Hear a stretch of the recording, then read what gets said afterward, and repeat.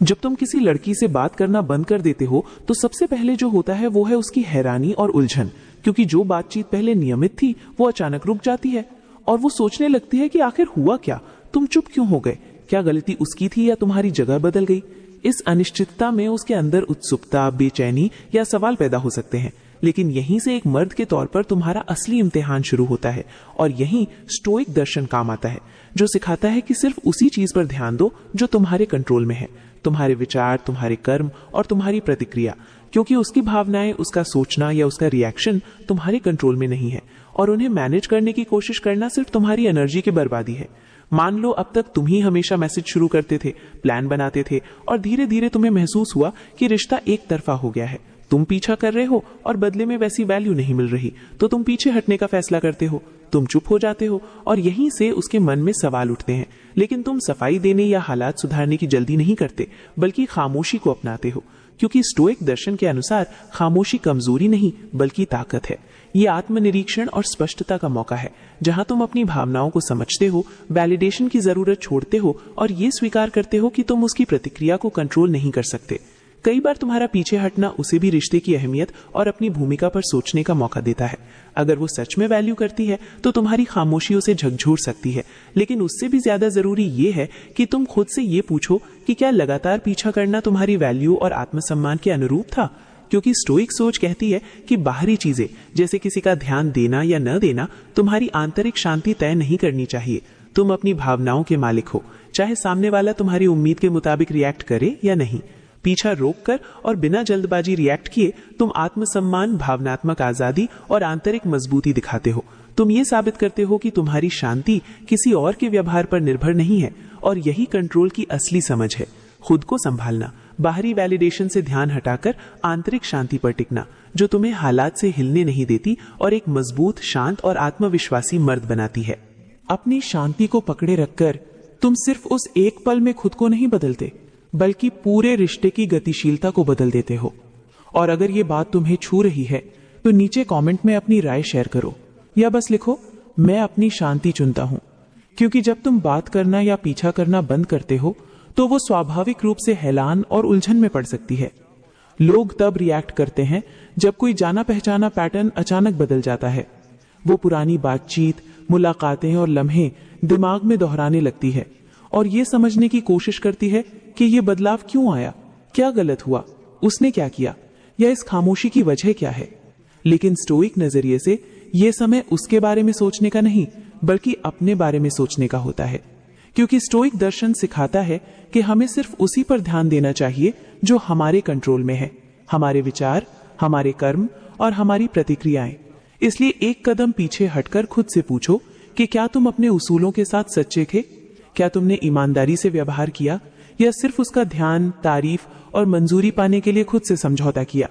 क्योंकि एक स्टोइक याद दिलाता है कि तुम्हारी कीमत इस बात से नहीं आती कि कोई तुम्हें कितना वैल्यू करता है, बल्कि इस बात से आती है कि तुम अपने उसूलों के साथ कितनी मजबूती से खड़े रहते हो।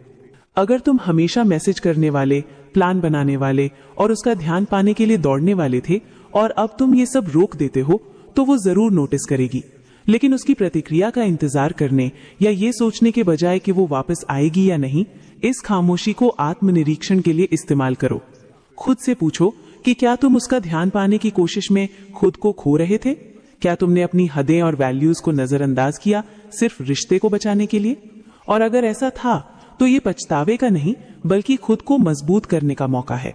क्योंकि स्टोइक आत्मनिरीक्षण का मतलब खुद को दोष देना नहीं बल्कि ये समझना है कि तुम कहां भटके और वहां से कैसे बेहतर बन सकते हो सकता है वो भी रिश्ते पर सोचे और अपनी भावनाओं या हरकतों पर दोबारा विचार करे, लेकिन वो तुम्हारे कंट्रोल में नहीं है।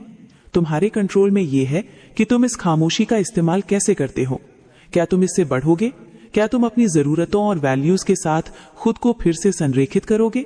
यही फर्क करता है। क्योंकि एक स्टोइक मर्द मैसेज का इंतजार नहीं करता और ना ही सुलह की उम्मीद में बैठता है। वो इस मौके को अपने चरित्र को मजबूत करने और ये समझने के लिए इस्तेमाल करता है कि वो जिंदगी और रिश्तों में असल में क्या चाहता है। और कई बार जब तुम पीछा करना बंद करते हो तो वो तुम्हारी हदें परखने की कोशिश कर सकती है, अचानक कैजुअल मैसेज भेजकर या सोशल मीडिया पर कुछ ऐसा डालकर जो तुम्हारा ध्यान खींचे। ये जरूरी नहीं कि उसका इरादा बुरा हो, अक्सर ये बस ये देखने का तरीका होता है कि क्या तुम अब भी पुराने ढर्रे पर लौटोगे। और यही ज्यादातर लोग डर के कारण गलती कर बैठते हैं। डर के वो खो न जाए, डर के वो आगे बढ़ गई हो, और इसी डर में वो जल्दी रिएक्ट करके फिर से पीछा शुरू कर देते हैं। लेकिन ऐसा करके वो ताकत से नहीं बल्कि असुरक्षा से काम करते हैं। जबकि स्टोइक दर्शन यही सिखाता है कि असली ताकत अंदर से आती है, अपने उसूलों में स्थिर रहने से आती है। और आखिरकार जब तुम पीछा करना बंद करते हो तो तुम अपनी खुशी किसी और के हाथों में देना भी बंद कर देते हो। तुम अपनी ताकत वापस लेते हो, क्योंकि शांति और संतुष्टि बाहरी मंजूरी से नहीं बल्कि अपने उसूलों के साथ जीने की प्रतिबद्धता से आती है। और यही रास्ता है सच्ची शांति और आत्मसम्मान का, चाहे वो वापस आए या ना आए। और दूसरों की सनक से हिलता नहीं। जब कोई लड़की तुम्हारी हदें परखती है तो वो शायद ये देखना चाहती है कि क्या वो अभी भी तुम्हारे व्यवहार को प्रभावित कर सकती है। लेकिन एक स्टोइक मर्द मजबूत खड़ा रहता है। वो जानता है कि उसके कंट्रोल में सिर्फ उसकी अपनी हरकतें, भावनाएं और विचार हैं। वो कैसे व्यवहार करती है, क्या सोचती है, या वो रहती है या चली जाती है, ये पूरी तरह उसके कंट्रोल से बाहर है। और ये बिल्कुल ठीक है। मान लो जिस लड़की का तुमने पीछा करना बंद किया वो कई दिनों की खामोशी के बाद तुम्हें मैसेज भेजती है। वो शायद ये देखना चाहती है कि क्या तुम तुरंत बातचीत में कूद पड़ोगे। लेकिन उत्साह या उसे खोने के डर से जल्दी जवाब देने की बजाय एक स्टोइक मर्द रुकता है और सोचता है कि क्या जवाब देना उसके उसूलों और लक्ष्यों के साथ मेल खाता है। वो स्थिरता और आत्मविश्वास दिखाता है, क्योंकि लड़कियां भी बाकी लोगों की तरह उस ताकत की ओर आकर्षित होती हैं जो दूसरों को कंट्रोल करने से नहीं बल्कि खुद को कंट्रोल करने से आती है। अब जवाब मांगने का दौर शुरू होता है। क्या तुमने कभी गौर किया है कि जब तुम किसी लड़की से बात करना बंद करते हो तो चीजें अचानक बदलने लगती हैं। एक पल वो बेपरवाह लग रही थी और अब वो जवाब मांग रही है, सवाल पूछ रही है और ये समझने की कोशिश कर रही है कि क्या गलत हुआ। इसे ही जवाब मांगना कहते हैं। और ये एक आम प्रतिक्रिया है जब तुम किसी से बात करना बंद कर देते हो जिसे पहले तुम्हारा ध्यान मिल रहा था। लेकिन असली सवाल यह है कि क्या तुम्हें सचमुच उसे जवाब देना है। मान लो तुम दोनों मैसेज कर रहे थे, शायद कुछ डेट्स पर भी गए, लेकिन फिर तुम्हें लगा कि ये रिश्ता कहीं नहीं जा रहा। शायद उसकी एनर्जी तुम्हारे साथ मेल नहीं खा रही थी या कुछ गड़बड़ लग रहा था। पीछा करने की बजाय तुमने बात करना बंद कर दिया। कई दिन बीतते हैं और फिर वो मैसेज करती है, जवाब मांगते हुए कि तुमने मैसेज करना क्यों बंद किया, कुछ हुआ क्या। और यही वो पल है जब कई लोग दबाव महसूस करते हैं कि उन्हें सफाई देनी होगी। लेकिन यही स्टोइक सोच तुम्हें ताकत देती है, क्योंकि तुम्हें किसी को ऐसी सफाई देने की जरूरत नहीं जो तुम्हारी आंतरिक शांति को भंग करे। इस तरह सोचो कि तुम्हारी शांति और तुम्हारी मानसिक स्पष्टता तुम्हारे हाथ में है। अगर उसे जवाब देना उस स्थिति को फिर से खोलना है जो तुम्हारी एनर्जी खींच रही थी, तो शायद वो इसके लायक नहीं। स्टोइक दर्शन सिखाता है कि हमारे कंट्रोल में सिर्फ हमारी अपनी प्रतिक्रियाएं हैं, दूसरों की उम्मीदें नहीं। वो जवाब मांग सकती है, लेकिन तुम्हें तय करना है कि तुम अपने विचारों, भावनाओं और समय को कितना देना चाहते हो। मार्कस ऑरेलियस ने कहा था कि तुम्हारे दिमाग पर तुम्हारा कंट्रोल है, बाहरी घटनाओं पर नहीं। और इस संदर्भ में बाहरी घटना है उसका जवाब मांगना। लेकिन ताकत इस बात में है कि तुम जवाब कैसे देते हो। क्या तुम ऐसी बातचीत में उलझते हो जो पुराने जख्मों को फिर से खोल दे, या तुम्हें उस स्थिति में वापस खींच ले जिससे तुम मानसिक रूप से आगे बढ़ चुके हो, या फिर तुम खामोशी को ही जवाब बनने देते हो, क्योंकि आखिरकार जवाब मांगना एक स्वाभाविक प्रतिक्रिया है। लेकिन ये याद रखना जरूरी है कि जवाब के लिए हमेशा बातचीत की जरूरत नहीं होती। कभी कभी सबसे स्टोइक चीज जो तुम कर सकते हो वो है अपनी खामोशी बनाए रखना, अपनी शांति को बरकरार रखना और अनुत्तरित सवालों को ही जवाब बनने देना। ये ठंडा या बेपरवाह होना नहीं बल्कि अपनी भलाई की रक्षा करना है। हर भावनात्मक मांग में उलझने से बचकर तुम अपनी शांति को कंट्रोल करते हो, और यही तुम्हारा मार्गदर्शक होना चाहिए। अब भावनात्मक प्रतिक्रियाओं की बात करें तो कल्पना करो कि तुमने उसका पीछा करना बंद कर दिया। बात शुरू करना, मैसेज करना, कॉल करना सब रोक दिया, और तुम अब उसे वो ध्यान नहीं दे रहे जो पहले दे रहे थे। ऐसे में अचानक भावनात्मक बदलाव शुरू होता है। वो शायद गुस्से से रिएक्ट करे, शायद उदासी से, या कभी कभी राहत के साथ। ये सारी भावनाएं इंसानी स्वभाव का हिस्सा हैं, लेकिन स्टोइक दर्शन को अपनाने वाले के तौर पर तुम्हें उसकी भावनाओं को अपने कर्मों या अपनी शांति को तय करने नहीं देना चाहिए। स्टोइक हमें सिखाते हैं कि भावनाएं चाहे कितनी तीव्र हों, वे अस्थायी होती हैं, मौसम की तरह, कभी तूफानी, कभी शांत, लेकिन हमेशा बदलती रहती हैं। उसका गुस्सा, उसकी उदासी या उसकी राहत ऐसी चीजें नहीं है जिन पर तुम्हें तुरंत रिएक्ट करना चाहिए, क्योंकि ये उसकी निजी प्रतिक्रिया है रिश्ते में आए बदलाव की। और जैसा मार्कस ऑरेलियस ने कहा था कि तुम्हारे दिमाग पर तुम्हारा कंट्रोल है, बाहरी घटनाओं पर नहीं। मान लो वो गुस्से से रिएक्ट करती है जब तुम बात करना बंद करते हो और परेशान होकर मैसेज भेजती है या अपने दोस्तों से शिकायत करती है। ऐसे मौकों पर तूफान में खींचे जाना आसान होता है और सफाई देने या बचाव में जवाब देने की जरूरत महसूस होती है। लेकिन स्टोइक नजरिया ये है, तुम शांत और मजबूत रहते हो। तुम मान लेते हो कि उसका गुस्सा उसका है, उसे प्रोसेस करना उसका काम है, तुम्हारा नहीं। तुम्हें उसकी भावनाओं का बोझ उठाने की जरूरत नहीं। जैसा एपिक्टेटस ने कहा, महत्वपूर्ण ये नहीं कि तुम्हारे साथ क्या होता है, बल्कि ये कि तुम उसका जवाब कैसे देते हो। या शायद वो उदासी के साथ रिएक्ट करती है, मैसेज भेजती है कि उसे तुम्हारा ध्यान मिस हो रहा है। ये तुम में कुछ हिला सकता है, उसे सांत्वना देने की इच्छा जगा सकता है। लेकिन स्टोइक दर्शन हमें आंतरिक ताकत और भावनात्मक कंट्रोल की अहमियत सिखाता है। उसकी उदासी जायज है, लेकिन उसका रास्ता वो खुद तय करेगी। तुम्हें उसमें कूदकर उसे ठीक करने या उस खालीपन को भरने की जरूरत नहीं। उसे वो भावना महसूस करने और उससे गुजरने देना ठीक है, बिना खुद को उसमें उलझाए। और फिर यह भी हो सकता है कि वो राहत महसूस करे। शायद वो पहले ही पीछे हट रही थी और तुम्हारा पीछा करना बंद करना वही था जो वो चाहती थी। ये हैरान करने वाला हो सकता है, शायद थोड़ा दुख भी दे, लेकिन यही स्टोइक दर्शन है। एक और जरूरी सीख देता है, तुम उसकी प्रतिक्रिया को कंट्रोल नहीं कर सकते, सिर्फ ये कि तुम उसे कैसे देखते हो और उसका जवाब कैसे देते हो। अगर उसकी राहत का मतलब है कि वो तुम्हारी मौजूदगी के बिना ज्यादा खुश है, तो ये साफ संकेत है कि चीजें कहाँ खड़ी हैं और तुम्हें इसे अपनी इज्जत और शांति के साथ आगे बढ़ने का इशारा समझना चाहिए। स्टोइक दर्शन का मूल ये है कि तुम क्या कंट्रोल कर सकते हो और क्या नहीं। तुम ये कंट्रोल नहीं कर सकते कि वो तुम्हारी बात बंद करने पर कैसे रिएक्ट करती है। उसकी भावनाएं सिर्फ उसकी हैं। तुम जो कंट्रोल कर सकते हो वो है इस स्थिति में तुम्हारा जवाब। क्या तुम उसकी भावनाओं को तुम्हें उसी पुराने ढर्रे में खींचने दोगे या तुम अपने फैसले में स्थिर रहोगे, ये जानते हुए कि तुम्हारी शांति तुम्हारी सबसे बड़ी प्राथमिकता है।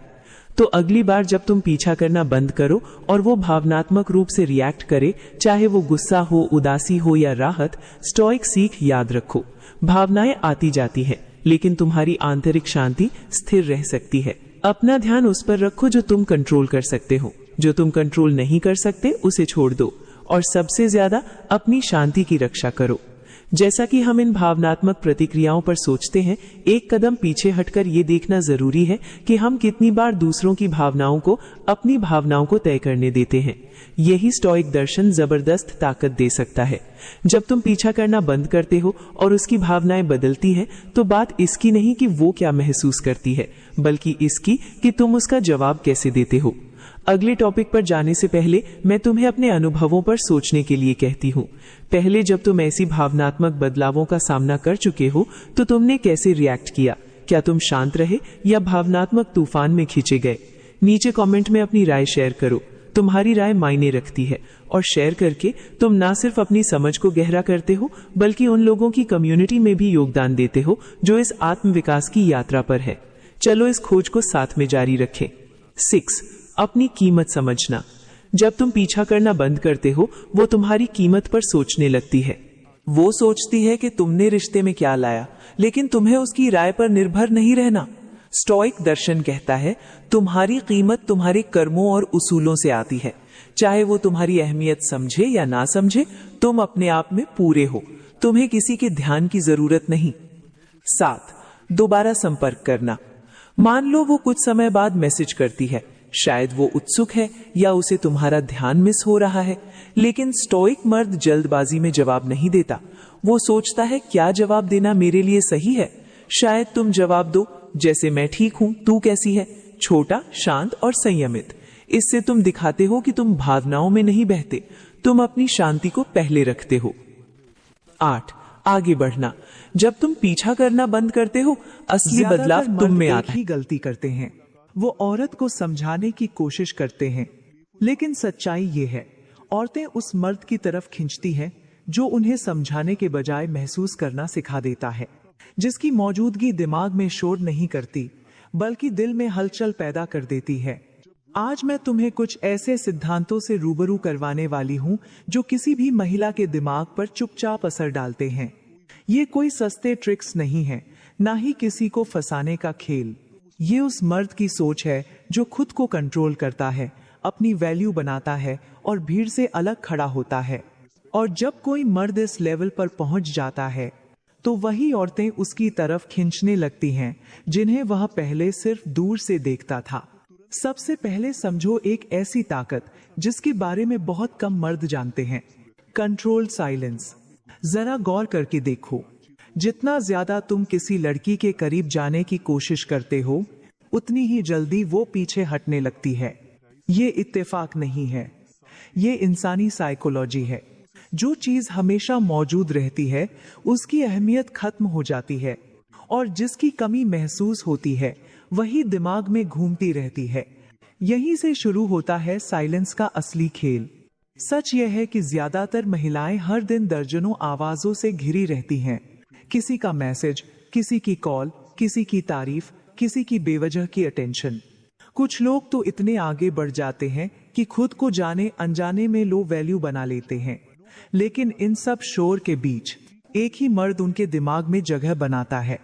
वो जो हर वक्त बोलता नहीं, जो सामने आकर खुद को साबित करने की कोशिश नहीं करता, जो कम शब्दों में ऐसा असर छोड़ जाता है कि उसकी खामोशी भी याद रहने लगती है। साइलेंस मिस्ट्री पैदा करता है। जब तुम हर बात का तुरंत जवाब नहीं देते, जब तुम अपनी पूरी लाइफ की कहानी खोलकर नहीं रखते, जब तुम हर सवाल का सफाई भरा जवाब देने से बचते हो, तो उसके दिमाग में एक सवाल जन्म लेता है, ये बाकी सब जैसा क्यों नहीं है, ये इतना अवेलेबल क्यों नहीं है। और यही सवाल धीरे धीरे तुम्हारे लिए स्पेस बनाता है। औरतें उस चीज की तरफ खींचती हैं जिसे वो पूरी तरह समझ नहीं पाती, और कंट्रोल्ड साइलेंस तुम्हें ठीक वैसा ही बना देता है। एक सवाल, एक पहेली, एक मिस्ट्री। लेकिन एक बात साफ समझ लो, साइलेंस का मतलब गायब हो जाना नहीं है, और इग्नोर करना कभी भी ताकत नहीं होता। कंट्रोल्ड साइलेंस का मतलब है तुम्हारी अपनी जिंदगी हो, तुम्हारा अपना मकसद हो। तुम हर नोटिफिकेशन पर रिएक्ट करके अपनी वैल्यू ना गिराओ। जब तुम्हारी खामोशी ये दिखाती है कि तुम अपनी दुनिया में बिजी हो, तो उसके दिमाग में एक बात अपने आप बैठने लगती है, ये बंदा मेरी अटेंशन पर नहीं जीता। और जिस दिन किसी औरत को ये एहसास हो जाता है कि तुम उसकी दुनिया का सेंटर नहीं बनना चाहते, उसी दिन तुम्हारी वैल्यू कई गुना बढ़ जाती है। अब एक सीन इमेजिन करो, दो मर्द हैं, एक हर घंटे मैसेज करता है, कहाँ हो, रिप्लाई क्यों नहीं, ऑनलाइन हो फिर भी जवाब नहीं। दूसरा अपनी जिंदगी में मग्न है, वो तभी बोलता है जब उसके पास कहने के लिए कुछ मायनेदार हो।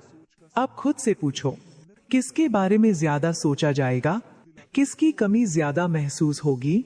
जवाब तुम्हें भी पता है, क्योंकि शब्द याद नहीं रहते, खामोशी रहती है। दिमाग उसी चीज में उलझा रहता है जो पूरी तरह साफ नहीं होती। और यही वजह है कि कम बोलने वाला मर्द ज्यादा याद रखा जाता है।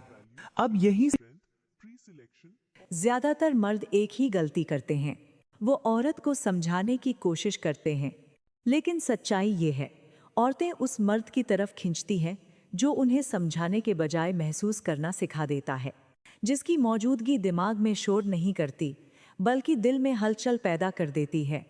आज मैं तुम्हें कुछ ऐसे सिद्धांतों से रूबरू करवाने वाली हूँ जो किसी भी महिला के दिमाग पर चुपचाप असर डालते हैं। ये कोई सस्ते ट्रिक्स नहीं है, ना ही किसी को फंसाने का खेल।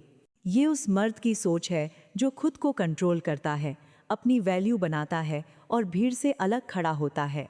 और जब कोई मर्द इस लेवल पर पहुंच जाता है, तो वही औरतें उसकी तरफ खींचने लगती हैं जिन्हें वह पहले सिर्फ दूर से देखता था। सबसे पहले समझो एक ऐसी ताकत जिसके बारे में बहुत कम मर्द जानते हैं, कंट्रोल्ड साइलेंस। जरा गौर करके देखो, जितना ज्यादा तुम किसी लड़की के करीब जाने की कोशिश करते हो, उतनी ही जल्दी वो पीछे हटने लगती है। ये इत्तेफाक नहीं है, ये इंसानी साइकोलॉजी है।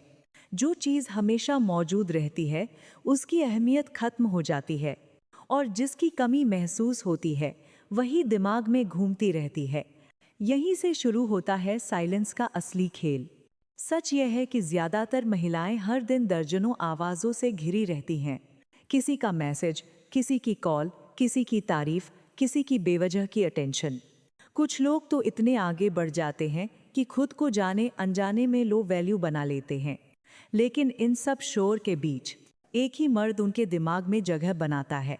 वो जो हर वक्त बोलता नहीं, जो सामने आकर खुद को साबित करने की कोशिश नहीं करता, जो कम शब्दों में ऐसा असर छोड़ जाता है कि उसकी खामोशी भी याद रहने लगती है। साइलेंस मिस्ट्री पैदा करता है। जब तुम हर बात का तुरंत जवाब नहीं देते, जब तुम अपनी पूरी लाइफ की कहानी खोलकर नहीं रखते, जब तुम हर सवाल का सफाई भरा जवाब देने से बचते हो, तो उसके दिमाग में एक सवाल जन्म लेता है, ये बाकी सब जैसा क्यों नहीं है, ये इतना अवेलेबल क्यों नहीं है। और यही सवाल धीरे धीरे तुम्हारे लिए स्पेस बनाता है। औरतें उस चीज की तरफ खींचती हैं जिसे वो पूरी तरह समझ नहीं पाती, और कंट्रोल्ड साइलेंस तुम्हें ठीक वैसा ही बना देता है।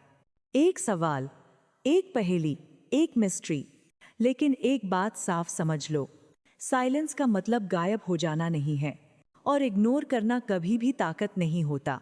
कंट्रोल्ड साइलेंस का मतलब है तुम्हारी अपनी जिंदगी हो, तुम्हारा अपना मकसद हो।